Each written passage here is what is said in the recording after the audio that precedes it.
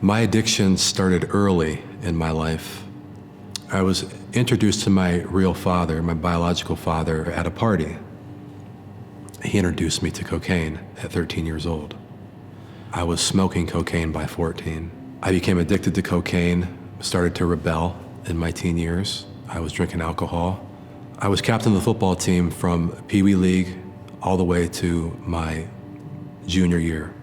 My junior year in high school, I was hanging out with a friend. He was selling marijuana. He sold to an officer, and I ended up getting in trouble with him. I went to prison at 18 years old. You know, I had imagined going to college and playing football, and I'm sure that there were high hopes for me to do that. That never happened because of my prison sentence. I also hoped to become an Army Ranger someday. That didn't happen. Even though I was rebelling and hanging out with the wrong people, I always felt the Lord, His presence in my life as if He was over my shoulder. But I always thought, you know, I'll get to that. He'll be there, you know. How dangerous for me to think that way. I believe that my life was spared numerous times. In 2017, my grandfather passed away. He was the most important person in my life, besides my son and my mother. He was like a father figure to me. He taught me how to paint, how to use a hammer, how to work in the garden. He was the greatest man that I'll ever know. And when he passed away in 2017, I took it very hard. And what I did is I turned to drugs. There was a couple times where I should have died in 2017, but I did not. And I believe that it's because the Lord has a plan for me, just like He does everybody else. Essentially, I burnt my ship. My mother showed up at my apartment, and she told me about Restore. We did a 3D virtual tour on her laptop, and I said, "Mom, there's no way that this place exists." In Akron, Ohio, really? And she said, "Yes, it does." And I said, "Okay." Well, I took everything off of the walls in my apartment, collected all the furniture, and I gave it away for free to anybody that might need it. I told her, let's go to Restore.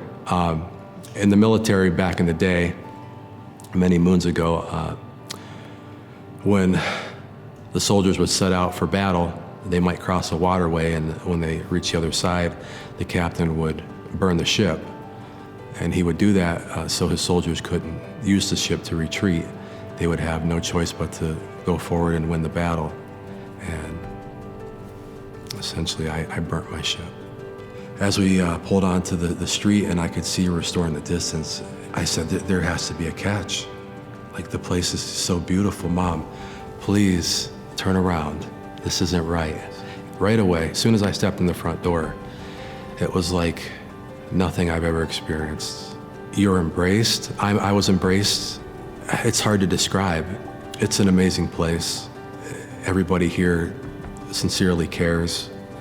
I truly believe that Restore is set apart from any other place. I just have never felt this kind of love. It's a different kind of love, and it's different because the Holy Spirit is in this place.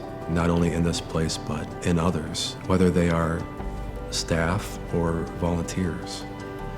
It's really remarkable and amazing and breathtaking. While being here at Restore, I have painted the entire gymnasium, the walls in the cafeteria. I also painted. I've been trusted to operate a chainsaw. I've cut down many trees here and produced firewood for the guys that want to enjoy the new fire pit. I'm able to give back to Restore in this way. I love to work. I love to make things beautiful, and thankfully, Restore has allowed me to make things beautiful. This place is a beautiful place, inside and out. It's just, I'm speechless. I know that I've been able to overcome the pain so far because of my relationship with the Lord today. In some way, I know that me being here at Restore, I know that it's meant to be, and this is my first real sign and confirmation that I'm supposed to be here. And the only confirmation and sign that I need